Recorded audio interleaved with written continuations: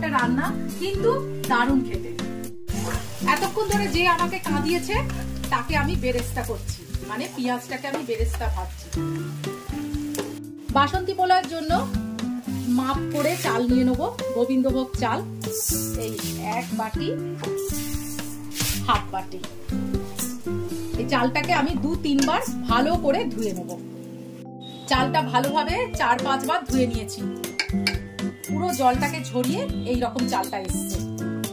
এর মধ্যে দিয়ে দেবো আদা বাটা 1 চামচ, 1 চামচ নয় আর একটু দেবো, যেহেতু চালের পরিমাণ আমার বেশি তাই জন্য আর একটু দেবো, 1.5 চামচের মতো। বেশ কিছুটা হলুদ, হাফ চামচের মতো নুন, 1 চামচের মতো চিনি। চামচ দিয়ে নয়, হাত দিয়ে সুন্দর করে এটাকে চটকে চটকে মেখে রেখে দেবো আধ ঘন্টার মতো।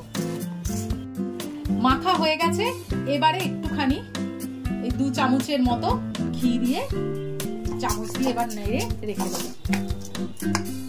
কড়াটা গরম করেছি, অল্প একটুখানি তেল দিয়েছি, রিফাইন্ড অয়েল। এর মধ্যে 2 চামচ ঘি দেবো। একবার 2 চামচ ঘি দিয়েছিলাম চালের মধ্যে, আবার কড়াইতে 2 চামচ ঘি দিলাম। কিশমিশ আর গোটা গরম মশলা দিয়ে দেবো এর মধ্যে। কাজুটা দিলাম না, তোমরা হয়তো বলবে কাজু দিলে না কেন দিদি ভাই। দিলাম না এই কারণে, কাজু এনে রেখে দিয়েছিলাম, আমার ছেলে সব খেয়ে নিয়েছে। এই দিলাম 2টো তেজপাতা। তুমি বলো কাজু কাজু না দিলে এগুলো ভালো লাগে? কি করবো, ছেলে খেয়ে নিয়েছে। মা বিশ্বাস করো আমি চুরি করিনি। মা তুমি চুপ করে আছো কেন? মা বিশ্বাস করো আমি চুরি করিনি। মা মা বিশ্বাস করো আমি চুরি করিনি।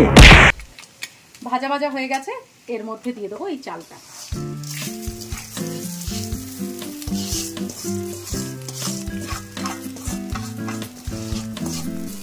দশ থেকে 15 মিনিট এটা একটুখানি ভাজবো লো ফ্লেমে।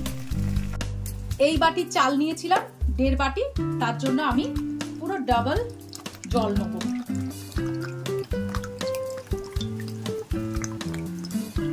এক বাটি, 2 বাটি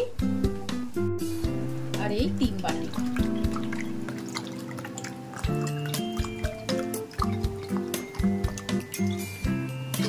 এই জলটাকে হালকা গরম করে নেব। 4টে কাঁচা লঙ্কা দিয়ে দেবো।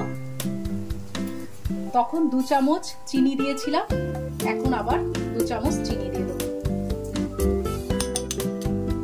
মিষ্টিটা যে যার মতো করে খাবে, পোলাও একটু মিষ্টি মিষ্টি হলে তবেই ভালো লাগে, তাই জন্য আরেকটু চিনি দিয়ে দিলাম। এরপরে আমি এই গরম জলটা পুরো ঢেলে দেবো।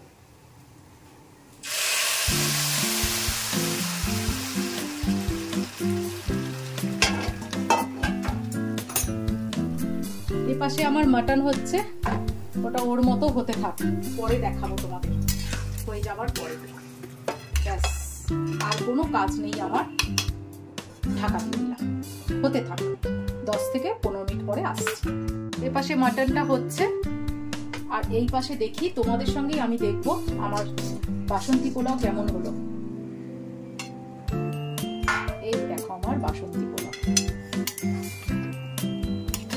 একদম ঝরঝরে।